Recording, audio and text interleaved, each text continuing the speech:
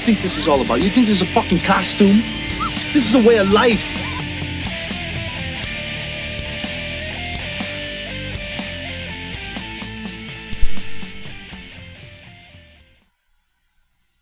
Hey, BALLBUSTERS, Bates here with your friend and mine, Ray Mungus. We're ready to welcome you to Primetime, bitch, on episode 38, Way Life Live. How goes it, Slayer of Computers? For me or the computer? Both. Well, I'm doing all right. Just got through kicking the Rangers' ass in NHL 16 or something, so I'm doing pretty good. A little behind on that game. You're a little behind on the franchise. That's 2 years ago, man. Or totally, 3 years ago, technically. I haven't had a hockey game since, like, 2014 or some shit, so, like, when I saw NHL 2000 whatever for $1, I was like, time to upgrade. But speaking of upgrades, I'm in the process of piecing and bandaging this beast together again. Unfortunately, my computer, whatever was wrong with it to begin with, that was a problem, but there was also an additional problem, and it reared its ugly face earlier this week. Yeah, man, I had to deal with that shit not that long ago, so... Yeah, it's tough because, you know, like, troubleshooting what's wrong with a machine is never easy, especially if you're broke, especially if you'd much rather just, you know, like, drop, I don't know, like $1,500 on a brand new friggin' ground up build, but you just can't right this second. So yeah, no, it's a little frustrating, but hopefully this might be the last of my problems for the time being. Here's hoping. How's things on your end, my friend? Alright, I guess. Exhausting. Freaking, like, I left work, I had to go to my parents' house to pick something up. I came home, and I've been outside since I got home, working on my car, and then I came in at like 7:30 to sit down and eat. And I, like, rushed through eating to run down to the basement. Set everything up. Now, maybe you should have rushed through the car a little bit, man. You got obligations. You've got an audience, man. We got 6 people right now. Meh. We love you guys, apparently. Yeah, I know. I was still almost. We were pretty much on time, 8-ish. Yeah, exactly. We always emphasize the ish, and if we, if we're not here, we will be. But. Yeah, no, I mean, because I don't know if it's supposed to rain a little bit tomorrow. If it rains tomorrow, then I'm not going to be able to go outside and get any work done. And I'm trying to get everything I need to get done so I can register it and actually maybe drive it this weekend. But, I'm dealing with a fucking 32-year-old car and everything underneath it is rusted. I'm trying to fucking replace the exhaust right now, and I'm breaking every goddamn exhaust bolt because they are just completely rusted.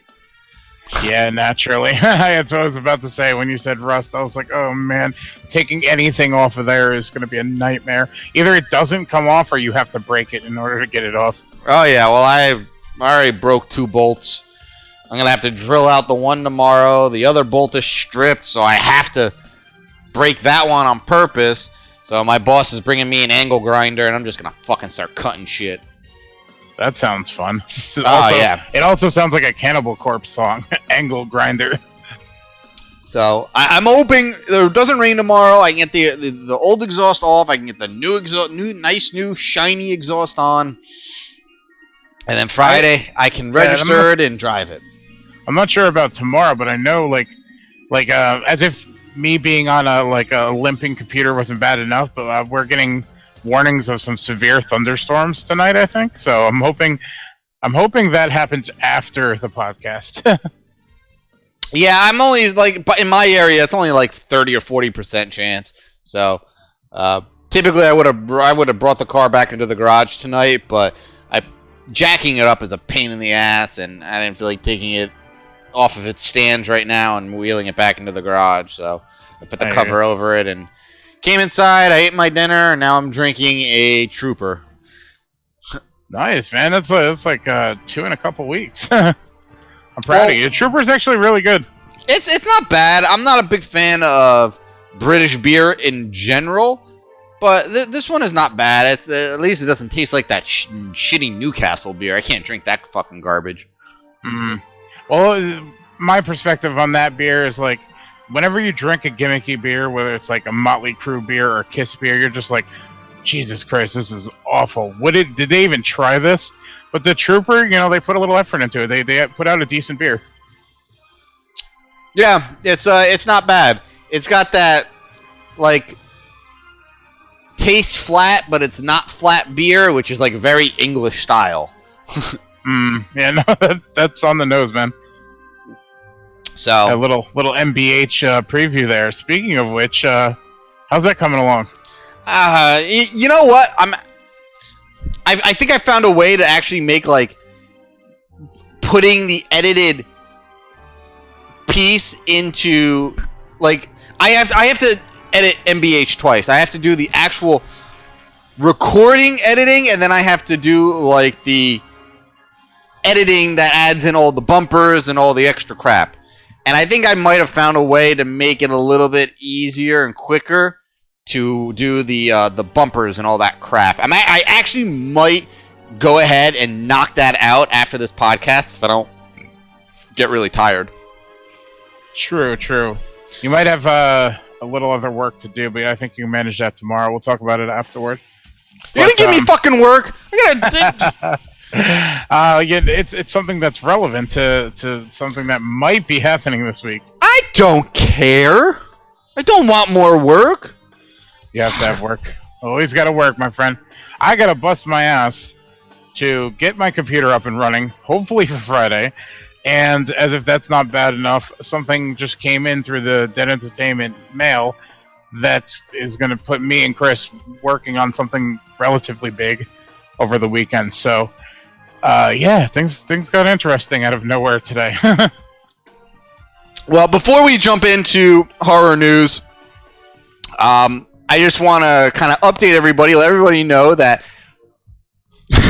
we started talking about the Dead Entertainment Halloween giveaway box of mystery, and good lord, I tweeted out today, I feel bad for whoever wins this fucking thing, man. Yeah, unfortunately, it's going to be on my back to make sure this thing also has cool shit in it. There's going to be cool shit in it. I actually got a stack of things. I'm not even kidding. I got a stack of things right over here. Right over here to my right. I'm looking at some of the stuff that's going in the box of mystery, and it's the cool stuff. All right? And then I was throwing out ideas for stupid shit we're going to throw in there. And I just hopefully one of them doesn't make the cut because I don't know, man. That one's gonna be sticky. Oh, I think I know which. Oh, no way! Fuck that! Fuck that! I want whoever wins to fucking work for it, and that's happening. I don't care. Sticky my ass. I'm just saying, like, I might have to include a gallon of something with it.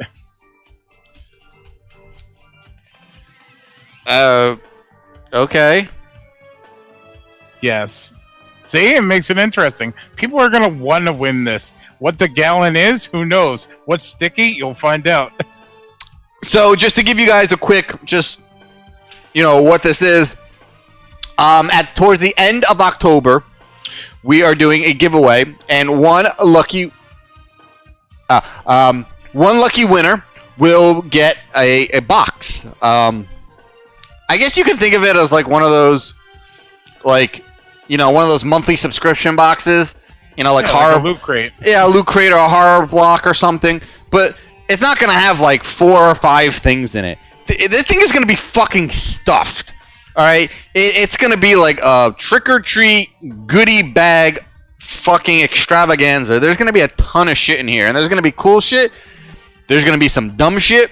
There's gonna be some weird shit, and there might even be some sticky shit.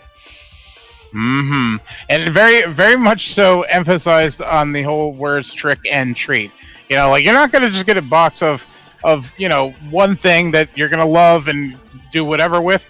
You're gonna get something like a 3-year-old Swifter. Like we're gonna give you some interesting things. That was the first thing that I looked at to my right over here. So you're gonna win things. Yeah, no, there's definitely gonna be some cool fucking things in this box.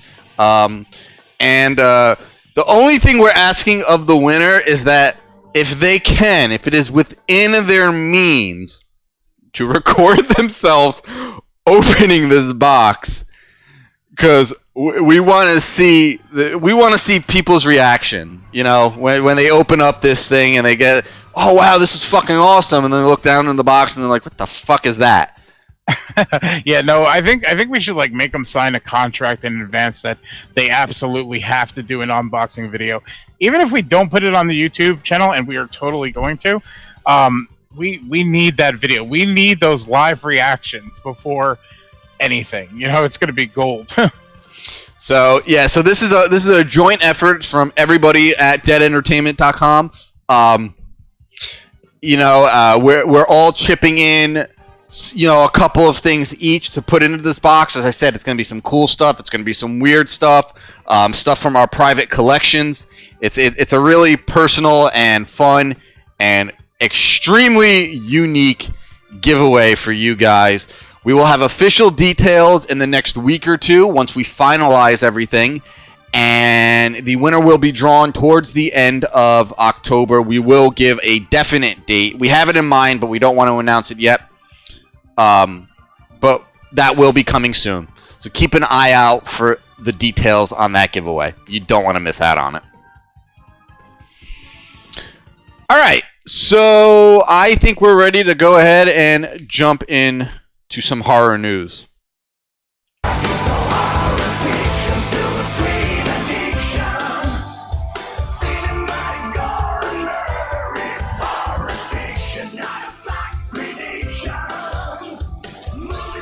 All right, let's see. What do we got first? So, the Friday 13th game has a new lead developer in Black Tower Studios. This really isn't anything new or massive to the game. Black Tower Studios was actually already helping development on the game. They were pretty much responsible for the creation of the Jarvis map and the Pinehurst map.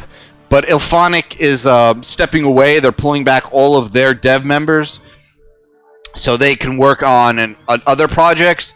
And I guess Black Tower Studios was okay in just taking this on full time. Well, I guess not full time, but it's only a very small studio in Tokyo. And all they're going to be doing is just working on bug fixes. Really, it's not like they're working on content. They can't. So it's like non-news news, I guess. Yeah, like when I first read it, I looked it over and I was like, "Oh, that is not a good sign." What was it? No, sorry. I was just putting my beer down. Oh, okay. I only asked that because I'm having random sound issues as part of my computer problems, so I'm also monitoring the situation. But anyways, I excuse me. I looked over this news and I was like, "Is this a bad thing? Is it one of those situations where?" Like, this is the end of the game, or could this be, just to keep the boat moving, at a steady course, or could this be a sign of, the future? Maybe this lawsuit mess is coming to a close and something might be coming over the horizon. I don't want to get my hopes up or anything like that, but, it made me have all these sort of questions about this game and what to expect going forward now that the one team of developers was out and then this team is kind of taking the reins. So, like Bates said, it's kind of non-news, but at the same time, it makes you wonder what's happening with Friday the 13th. If they're just going to keep the course going, or if this mess cleans up, we're going to get something else. Yeah, well, listen, the lawsuit could end tomorrow, but the content for this game would not be able to continue for like another year plus. And yeah, I'm being generous there.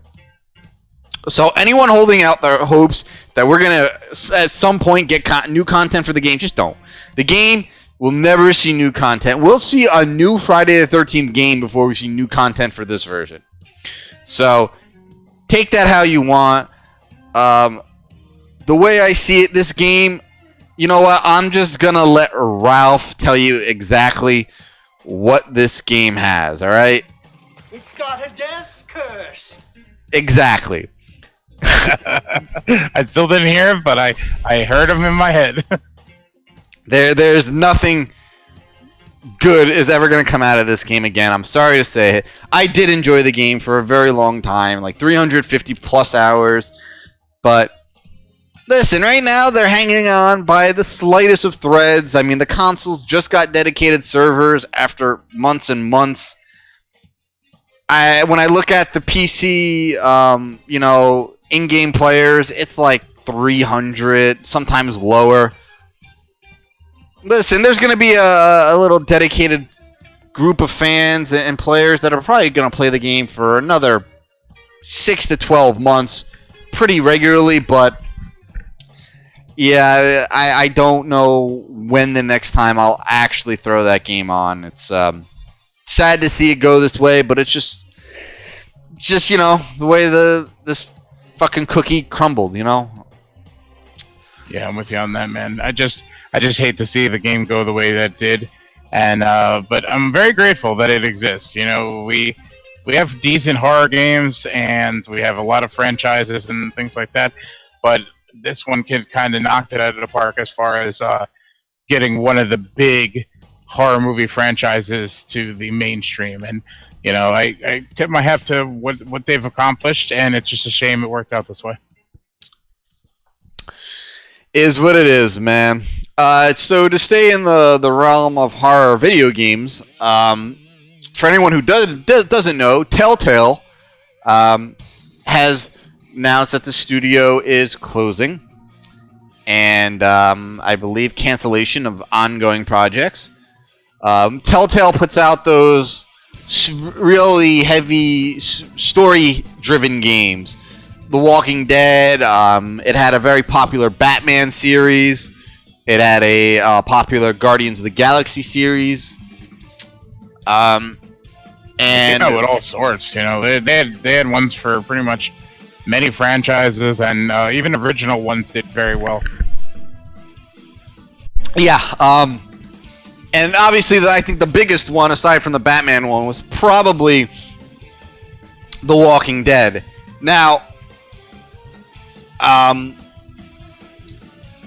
studios close all the time. It happens. But apparently, this studio closing was... Apparently, it seemed like from a lot of the stuff I was reading, a surprise to some of the people working there. Because it seemed like some people were going there one day for work, and then they were just told that they're done, they're fired, and they're gone. No severance packages, no nothing. These are people that relied on this job, and they just kind of got hung out to dry by the uppers in the studio.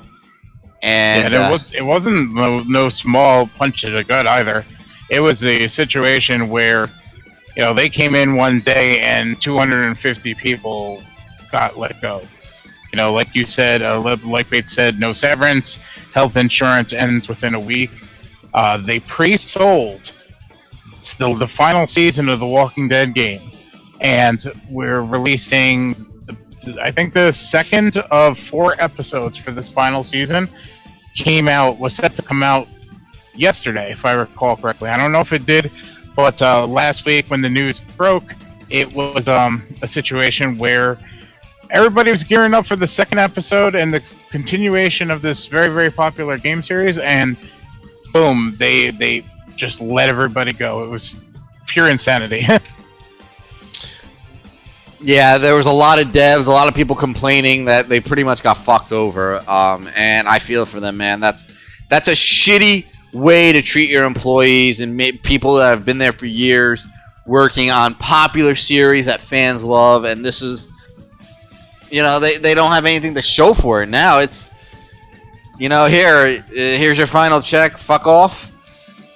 I listen, man, I am a firm believer in, if you got a good team under you and they treat you well, you treat them well.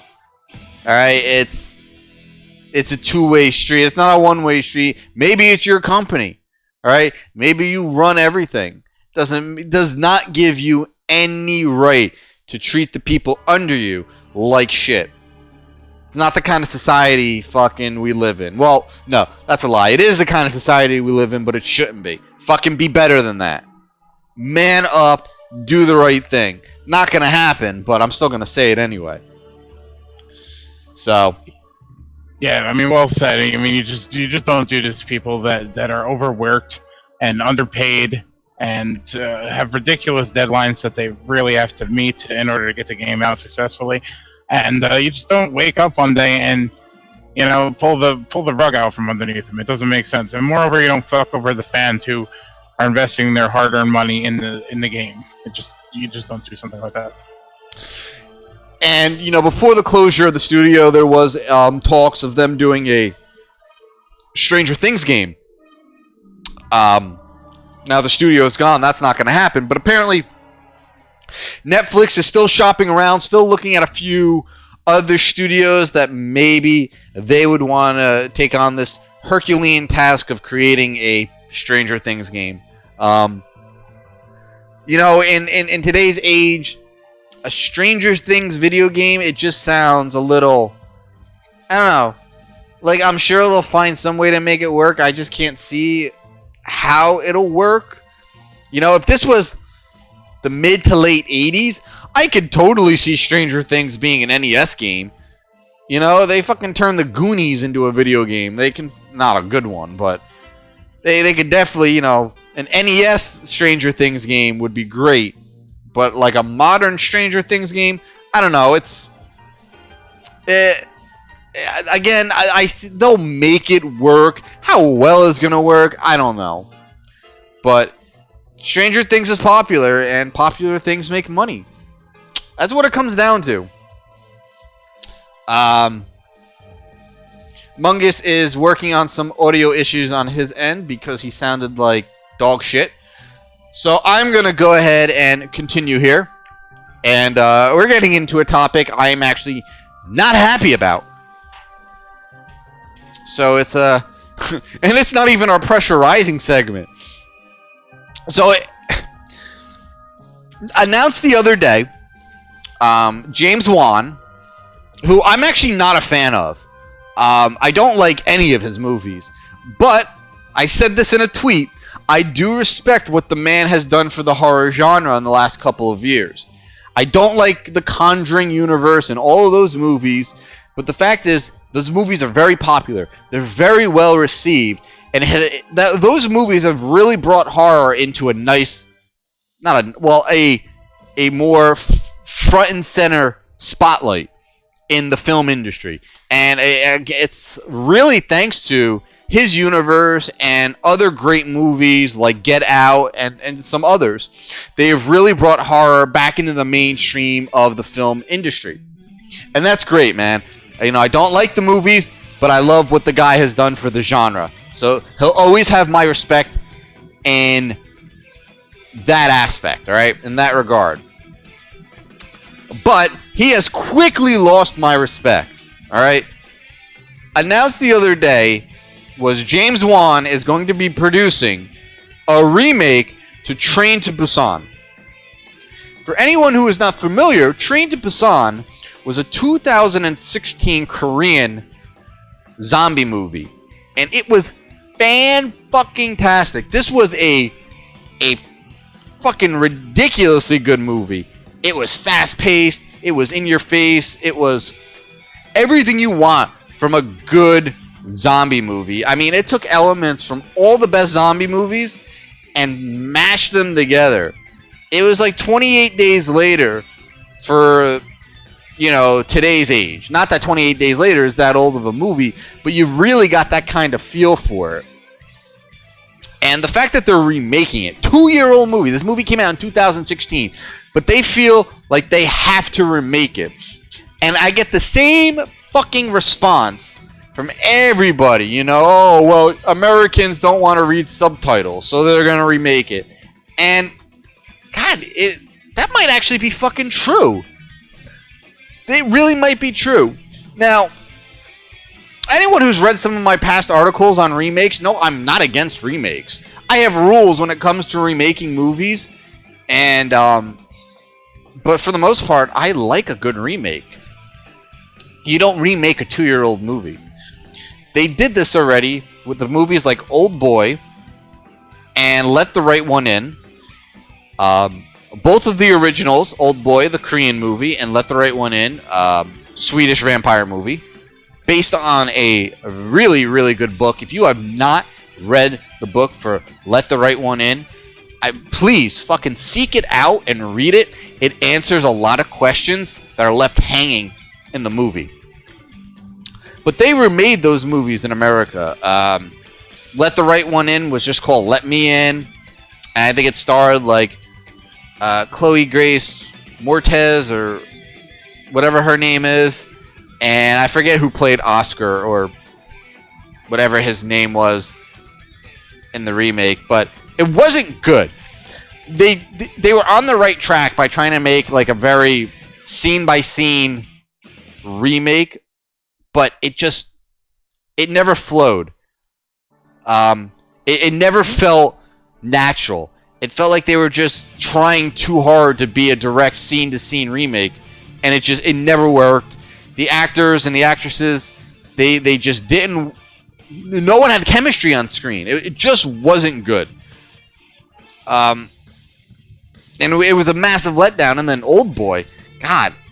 I think I watched 20 minutes of it and had to turn it off. I can't even finish it. And correct me if I'm wrong, but I think it was a Spike Lee movie, right? Old Boy was done by Spike Lee, I think. Someone in chat, correct me if I'm wrong. The movie was absolute dog shit. It was fucking. I only saw 20 minutes of it, but that's all I needed to see. Listen, you don't remake movies that are not even 10 years old yet. Don't fucking do it. And now they're taking Train to Busan and remaking that. And I know in my heart it is not going to live up to the original. There's just no fucking way. Leave it alone. And, you know, someone like James Wan, I would think he would have more respect and more fucking brains to want to take on this type of task. You know, stop remaking these amazing Asian horror movies. They don't turn out well. Just fucking stop it, man. And him being Asian himself, I'm very offended by that. You know, he's taking a movie from his continent and he's gonna fucking ruin it. Well, it's not like he's writing or directing it, but he's still producing it, so he's got a hand in the fucking ruination of this movie. And he should be ashamed of himself. For all the good he's done to the horror genre, he's gonna fucking wipe it all out in one swift blow with this nonsense. I don't know. What do you guys fucking think here in chat as I'm waiting for Mungus to get his shit sorted out? See, I don't need Mungus. I do this shit alone. Fucking should X out his fucking face over there. I don't need him. Let's see. They're going to destroy Train to Busan. Why do people try to remake art? Because they cannot come up with their own original art. That's why they try. Again, you know, I wrote a really great article on revolving all around the Child's Play remake, which is a topic we're going to get into in a minute. And it kind of dove into my overall feelings on remakes in general. And again, I'm not against remakes. Never have been. I probably never will be. But there are fucking rules, alright? Rules. Don't remake a movie until maybe it's 30 years old. Let the movie age. You know? So you have something to remake. Don't remake something that's 2 years old. You're not going to get anything out of it. You know, when Tom Savini remade Night of the Living Dead in 1990, he remade a movie from 1968. You know, better effects, better cameras, better lighting, better this, better that.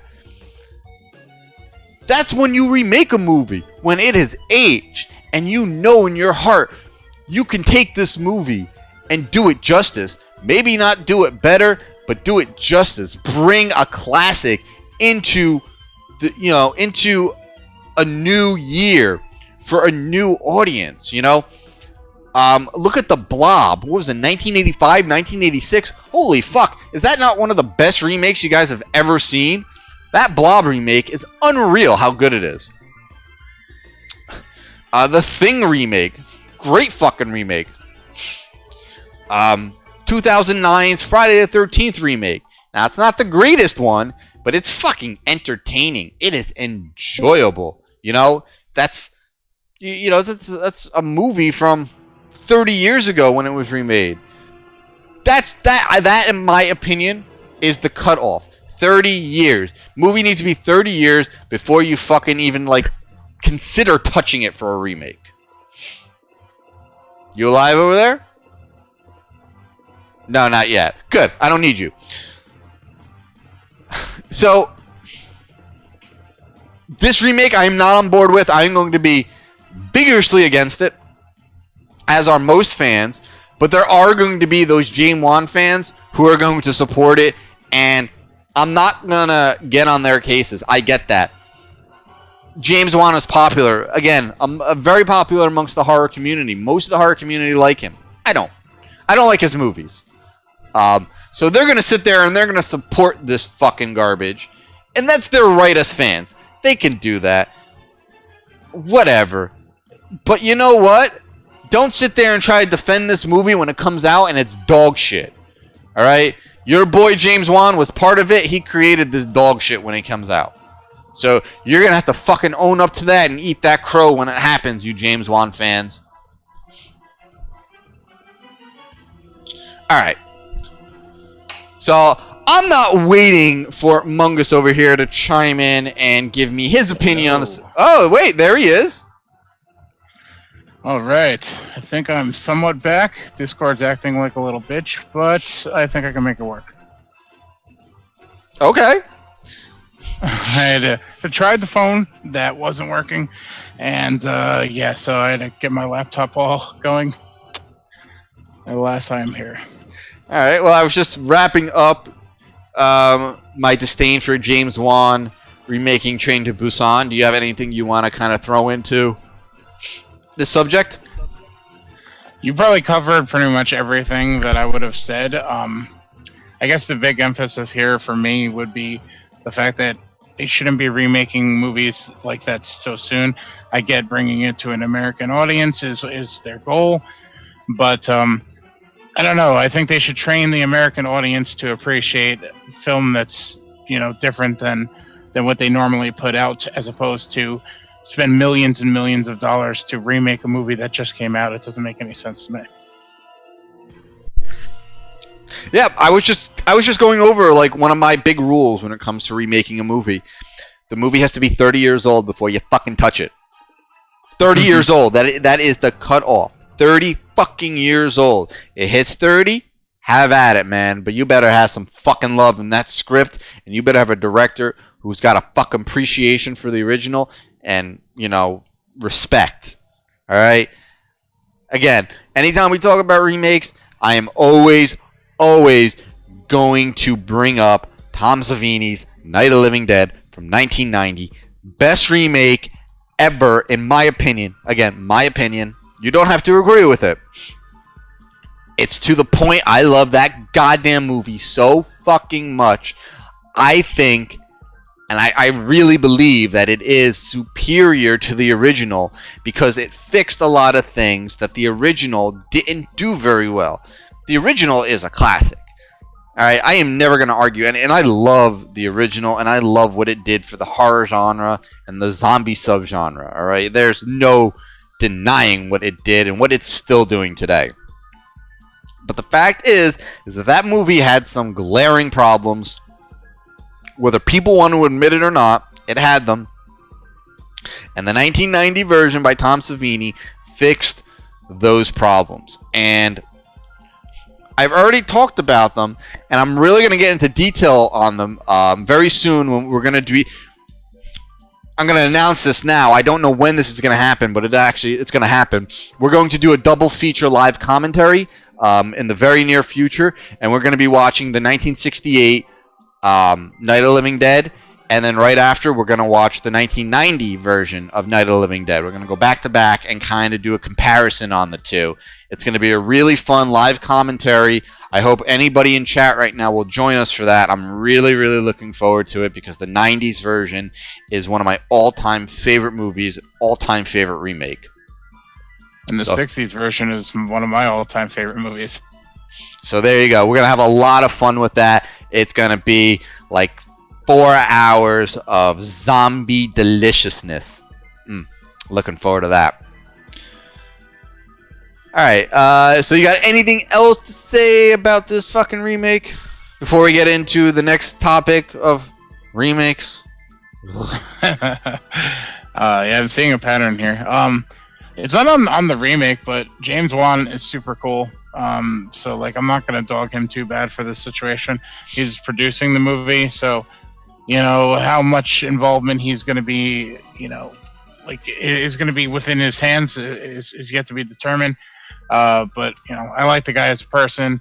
I like the fact that he's had great success, you know, in the way he came up in the business. So I think he deserves, you know, to have one of those movies like this to kind of just like coast on and get paid for. So that's just my perspective on him. As far as whether we need it, no, we don't. Right on. Well said. And I'm sure we're going to be diving into this topic a lot more as more information on this remake gets released. All right. So that sort of pseudo wraps up horror news, but it kind of leads into the last horror topic. Well, no, not really. It leads into one of the last horror topics of tonight, and it happens to be this week's Pressure Rising segment. It sickens me to watch you. All I ever do is cry and do my best to kill you because all of you must die. And although I created you, I have always hated you. Fuck this place.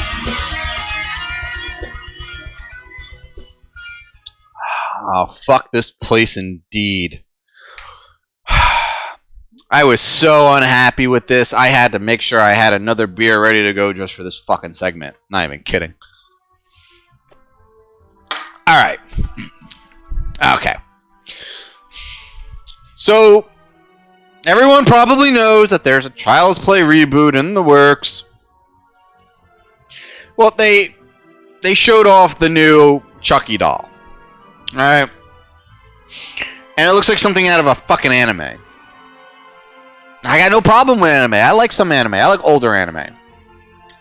But it's got these big, big blue eyes that you would see on any bright and bold looking anime or manga, you know? And it just doesn't do it for me. But that's not the problem, though. The problem is the whole idea behind this fucking remake. And I wrote a really intricate fucking article on this shit. And to why that this remake is one of the worst ideas they've ever come up with. 100% true or not?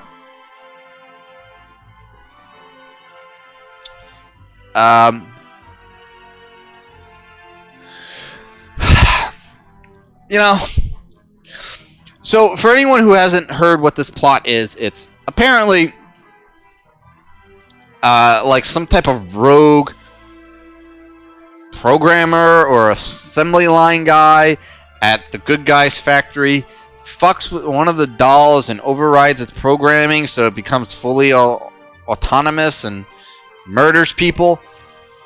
So, you know, we're not getting, at least as far as I can tell, there's not going to be a Charles Lee Ray character, unless maybe that's who this person is who fucks with the doll. I don't know. You know what this sounds like? It sounds like a fucking weak attempt at trying to remake Chopping Mall / Death Machine. And they're using the Chucky character and the Child's Play franchise simply for the name to try to bring in an audience. Alright, I mean, what do you fucking think on this, man? I think you pretty much hit the head on the nail, or nail on the head, whatever you want to call it. It's a desperate cash grab, and I think it's simply because, from my perspective, they own the rights. There's probably some sort of weird thing where the rights might fall between their fingers and everything. And with the noise that the recent films that were made by Don Mancini, you know, with the noise that those things made, and then that announcement of the television show that's, you know, in the works, it seems like the studio just kind of like realized what they were sitting on, realized, you know, like how they could potentially throw money at the situation and beat the, you know, Mancini gang to the punch, and they're going to. I think it's just one of those situations where they don't give a shit about the generation. They don't care about you know, the impact or anything like that. They found a really hot news ticket, and then they decided to ride it for every penny that it's worth.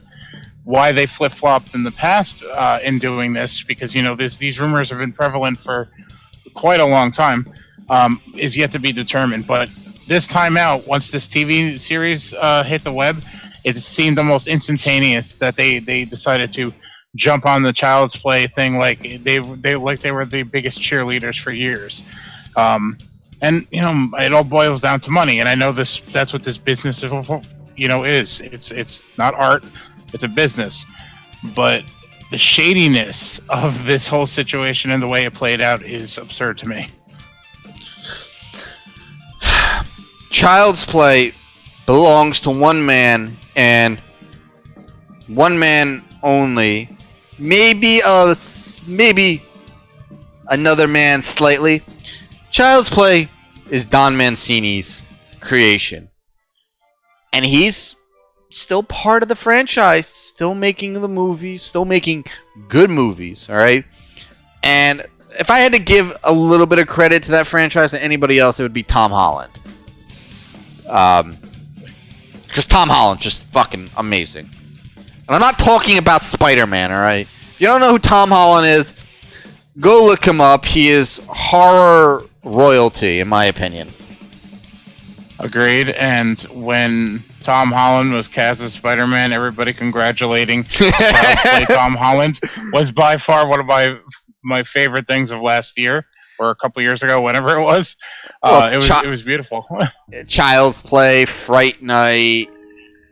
What else did he do? Lots. Yeah, no, there's definitely those are the two that come to my mind right off the bat. There's Child's Play, there's Fright Night. I think he did Psycho 2, right? Yes, sir.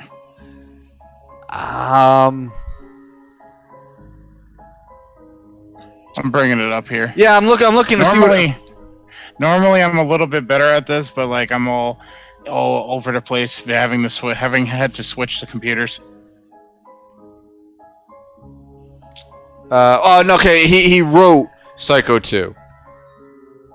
He wrote Psycho 2. He was an actor in Hatchet 2. That's kind of cool. Did Friday Night Part 2. Tales from the Crypt, Thinner screenplay. Yeah, I mean he's done a lot of great horror stuff. You know, a lot of very memorable horror stuff. So, you know, I think the Child's Play franchise belongs to him just a little bit. But it's Don Mancini's child, alright? And the dude still with the franchise. You know, he's the reason why we got Curse of Chucky, the reason why we got Cult of Chucky, the reason why we're hopefully getting this amazing sounding TV series. And the studio, who is it? Is it MGM making this fucking movie? Yep. Yeah, fuck them. They come in and they're like, oh, look, Child's Play and Chucky are popular again. Let's fuck Don Mancini and all the real fans and let's piss them off and let's remake this movie when it doesn't need to be remade because the franchise is a fucking live and well right now. No. That's not good enough for them. They gotta take the fucking name and they're gonna ruin it. Alright? They're taking out an element. If what we're reading about the story is to be believed, they're taking out one of the key elements that made the series so interesting from the first one all the way up to Cult of Chucky, and that's the voodoo element. Voodoo's fucking crazy. Voodoo's weird. Voodoo's freaky. Alright? Don't take that shit out. That's the most interesting aspect on the movie. And that is not a slight against any of the actors or actresses that have been in these movies. They're all fantastic. I mean, Brad Dourif is Chucky. He is Charles Lee Ray. Fucking good luck to whatever douchebag is going to be voicing Chucky, because you ain't living up to those. You're just not living up to Brad Dourif. Not fucking happening, dude. So good luck to whoever that is. Yeah, he hasn't been cast yet, which is really weird because they normally have like some sort of thing in mind when it comes to somebody that has such a prominent voice. You know, like Brad Dourif's voice is as much of an act, you know, like as much of a character as anything else in that original series, and for them to be already in the process of getting it shot and not having that sort of like they have this "fuck it, we'll do it later" sort of attitude right now, and that just doesn't bode well for me for a franchise like this. Yeah, and then you know, you had a very endearing, charming, lovable kid in Alex Vincent. And you know, parts 1 and 2. You know, but you know what? Kid actors today are really, really good. So I do believe that they found. I know that he's cast already. I'm just not familiar with who he is at the moment. I do believe that they'll be able to find somebody that can match Alex Vincent's charm from 1988. But you know, again, you know who you're not getting? You're not getting another fucking Chris Sarandon. That's not happening. And then, you know, in the later sequels, you think you're finding someone who's going to even come close to matching Jennifer Tilly? Fuck no. That's not happening. So good luck there.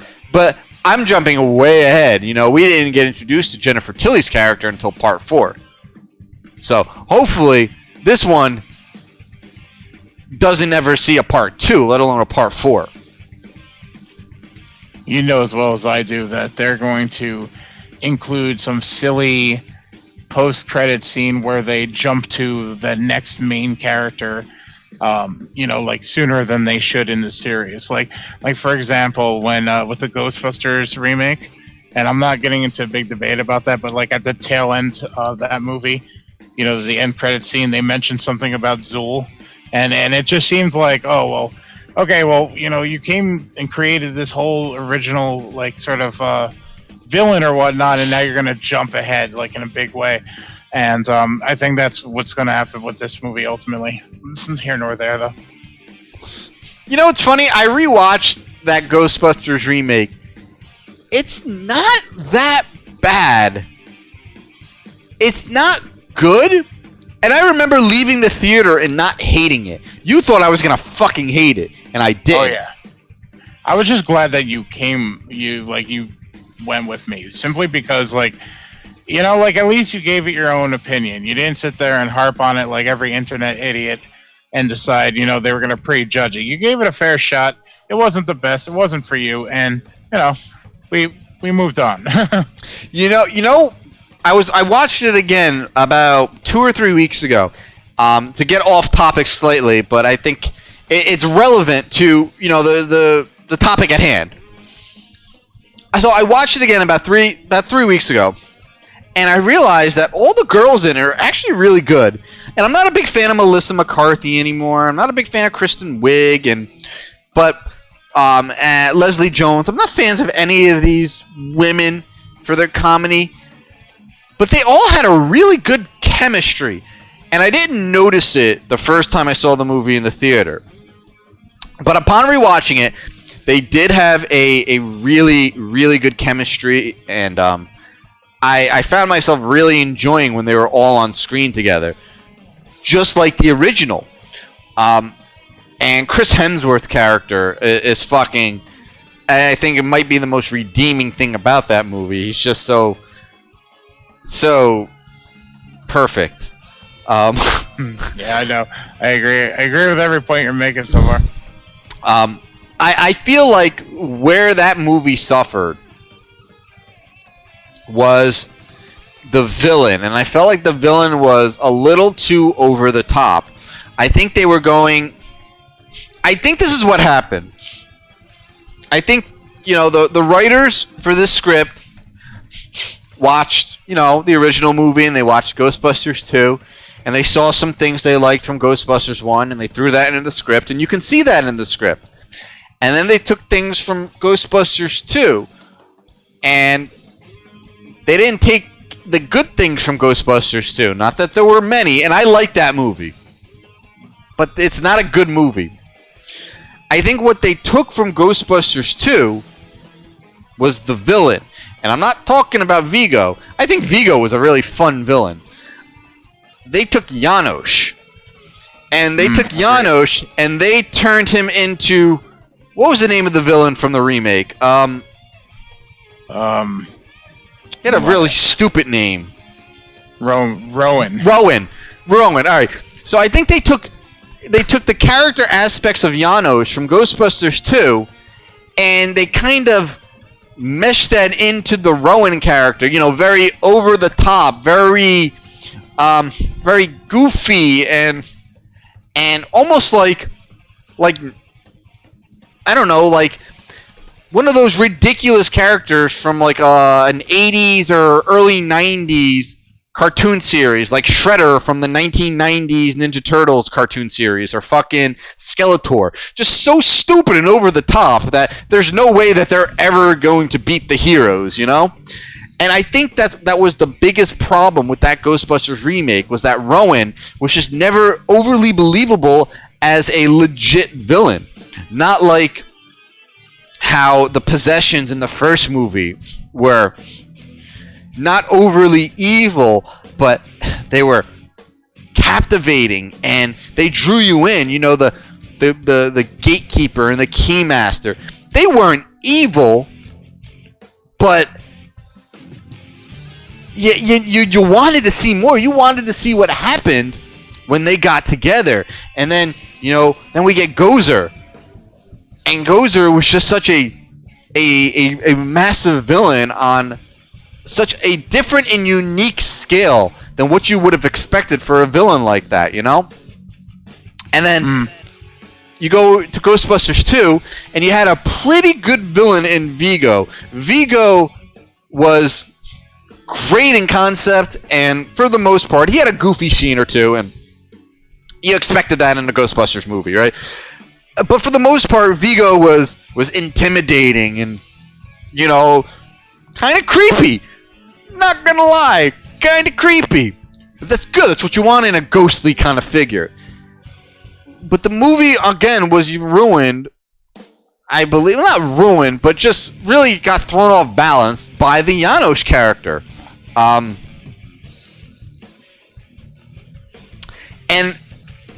that is nothing against the actor.